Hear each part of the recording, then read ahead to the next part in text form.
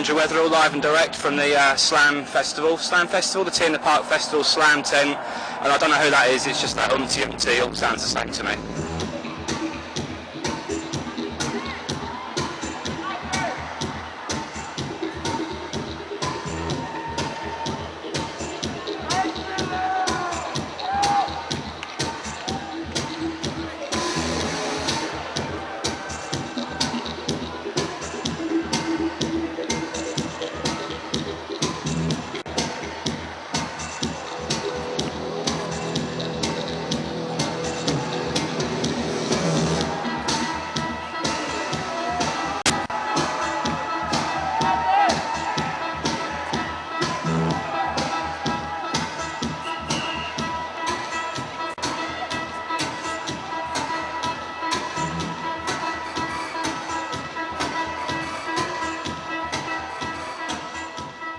I've done a compilation. It's based on the music I play at my club, The Wrong Meeting, like the first couple of hours, which is usually rockabilly, a bit of kind of psych, and then some sort of post-punk, you know, Killing Joke, that sort of thing. And I tried to talk them out of it for about 2 years, but they are determined to put it out. You know, like, are you sure you want to do a rockabilly compilation on Soma? I'd hate to be seen as the man that bankrupted your company. And I've given them loads of really impossible records to kind of source and license. And poor old Glenn's aged about 10 years, and it's cost them a fortune, but hopefully it'll sell. But if it does force them under, what a way to go. Have you been wanting to do a mix like that for a while? No, I've been wanting to ruin a record company for a while, though. It's just a shame it's an independent and not a big major, but they've got too much money. It was actually me that caused FOP to close.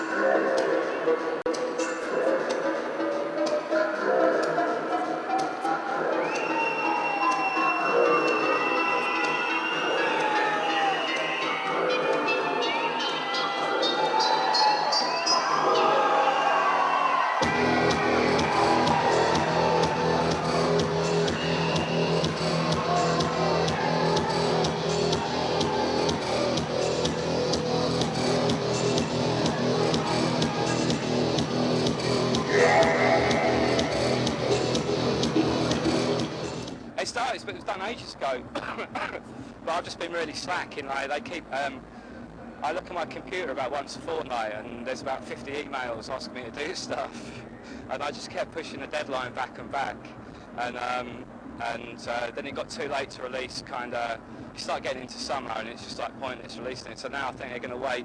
I'm going to be doing battle with like the Christmas records, you know, the Elaine Page and the Mulligan and O'Hare, you know, those kind of buy it for your granny kind of records, but it should be alright.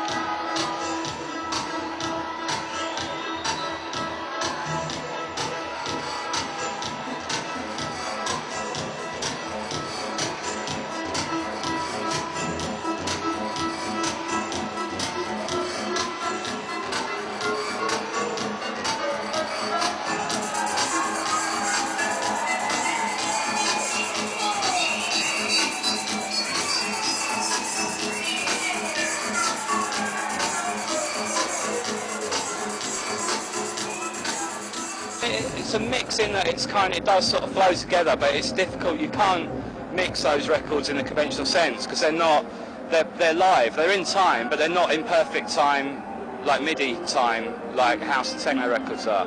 So you can kind of, what I didn't want to do was like do a compilation that was just like, oh, check me out and my eclectic music taste. There's got to be some link. I mean, like the first track on there is like an old 40s R&B thing, and it goes into Gene Vincent, but it ends up with Primal Scream and Killing Joke. But you actually, it kind of makes sense when you listen to it. It's not just done for the sake of it. You know, I don't like those compilations that are kind of people showing off their records collection. I mean, I am showing off a record collection, but I'm putting it together in a really good way. There's my track, my solo track called Feathers, which is actually named after Charlie Feathers, the rockabilly singer. That's the only one of mine on there. I should really start putting more of my own stuff on, shouldn't I? Yeah, I get more money. Oh, yeah. You'll start to learn after all these years, won't you?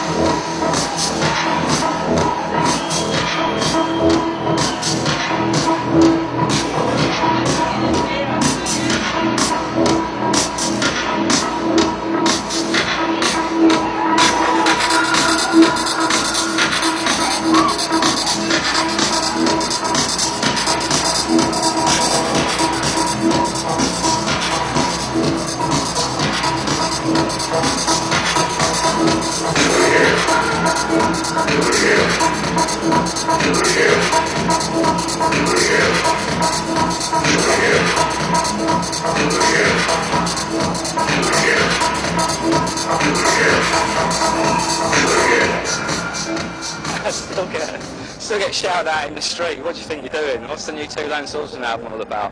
But then a few months later, the same people will come up and say they really like it. I just like putting out stuff that people are a bit unsure of at first, but then kind of worms its way into their affections. I think that's more powerful than the initial, you know, one big initial rush and then forget about it. I like doing things that just sort of gnaw away at people's soul. I like doing strange, unexpected things, but not when it's going to fall on its arse, you know what I mean? Like, play rock and roll to, you know, X thousand people expecting house music. You can still be a bit strange within the parameters, but I'm not, you know, I don't know, I've had too much confrontation in my life. I'm all for an easier kind of existence these days, to be honest with you.